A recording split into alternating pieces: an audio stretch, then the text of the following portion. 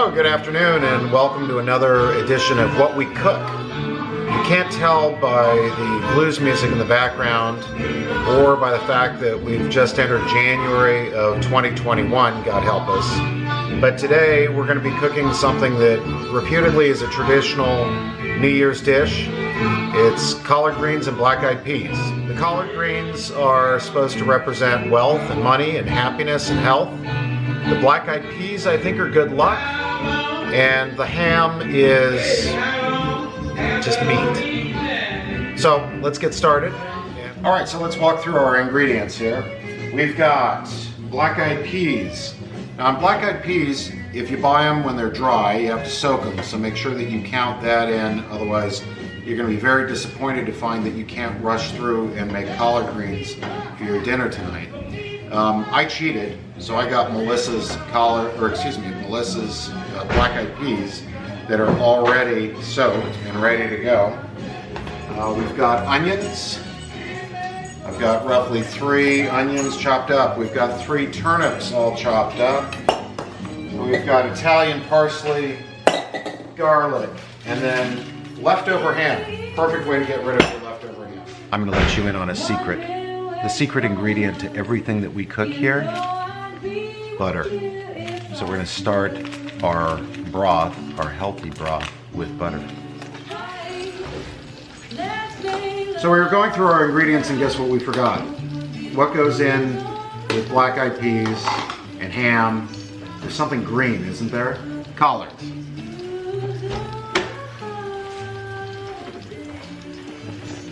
So we have 3 bunches of collards, nice and clean. Collards can sometimes be really, really muddy, so make sure that they're clean. And we'll take the ribs off of those, but you'll enjoy the magic of the prep work. All right, so first things first, we're going to put in our garlic.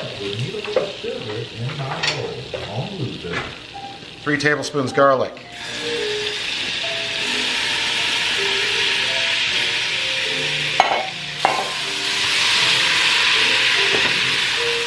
Get that nice and aromatic and smelling delicious so that your house smells like a Middle Eastern bazaar.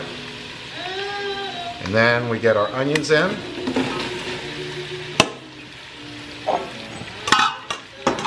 And we'll just want to soften those a little bit. We're not going to brown them because eventually they're going to sit in the soup.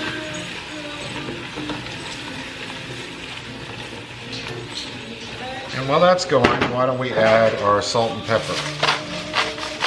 Always hard to judge how much salt or pepper to use. Use your best judgment. You're bound to have guests who are going to add salt and pepper later and insult you. And you'll saute your onions for maybe 4 or 5 minutes. They're quartered, by the way. Bubba's helping me out. Hi, Bubba. How are you? All right, so we've got our 3/4 onions softened up a little bit here. We're going to add our turnips, 3 medium-sized peeled, and then just chunks, made into chunks. That's going to provide your sort of meaty heartiness if you don't have a whole heck of a lot of meat, which is basically how folks would have done it back in the day. As far as the collards go, you can use collard greens, you can use mustard greens if you must, or you can use kale if you're a real whack job. But as far as that goes, as far as the collards go, just take the rib off and you'll put the leaves in. You don't have to chop them up or tear them or do anything to them because they'll break down in your soup. Okay, so you're going to say to yourself, wait, I've got too many collards, what do I do? They're overflowing. But don't worry, because collards will boil down to almost nothing. So we've got our collard greens all stemmed or deveined, if you will. We're going to put in our black-eyed peas. Yummy black-eyed peas.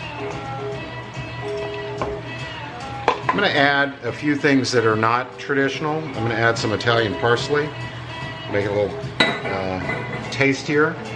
We're going to add leftover ham and included in that is our leftover ham bone. So just leave that in there.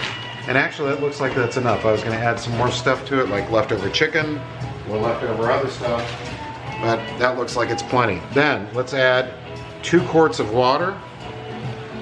You can add chicken broth or beef broth or vegetable stock, but there's enough flavor in here that plain old water should do fine. We may find that we have to add more water. In fact, let me add a little bit more and we'll bring that to a boil. So, like I said, we're going to add another quart of water, and that should be plenty. And then we're going to add something else that's not traditional, but I like a little zip in my collard greens. So we're going to add some Thai chilies. In this case, let's add 1, 2, 3, 4, 5, 6, one more, 7. And then we'll cover that and let it come to a boil, and then we'll simmer it for as long as we feel we need to soften everything up inside. So let's put our lid on that and we'll let it get to a boil, and then we'll simmer it for, why not, an hour.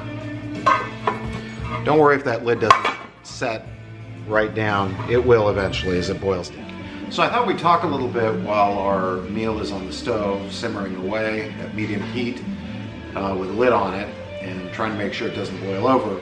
While that's happening, let's talk a little bit about what black-eyed peas and collard greens are really all about.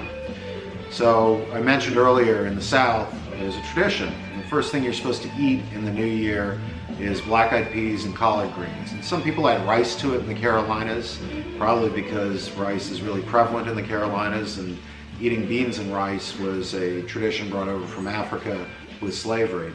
A lot of other culinary things came over from Africa. But we've got black-eyed peas, and with a sort of a mystical magic about them. They're magic beans. And then we have collard greens, which are green, of course, meant to represent wealth and money and prosperity. The black-eyed peas are more for luck than anything else. And then you can add all sorts of different things to it. Some people add tomatoes, which sounds really disgusting to me, but you might like it. Some people add rice. We added ham today. We added Thai chilies, and we added our Italian parsley, in addition to our turnips and our onions and garlic. You can add chicken or shrimp to it. It's up to you. Basically what it is essentially a pot into which you can pour all of your prosperity from last year. So there are 2 traditions with black-eyed peas and collard greens that you probably should know about. One of them we don't advise that you do, the other one we definitely endorse.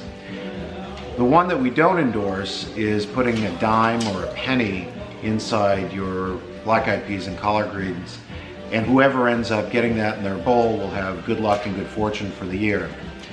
I wouldn't do that. You'll end up swallowing it. The other tradition is eating your black-eyed peas and collard greens with cornbread. Cornbread, being gold, symbolizes money or gold. So eat a lot of cornbread, eat a lot of collard greens and black-eyed peas, and have a happy new year.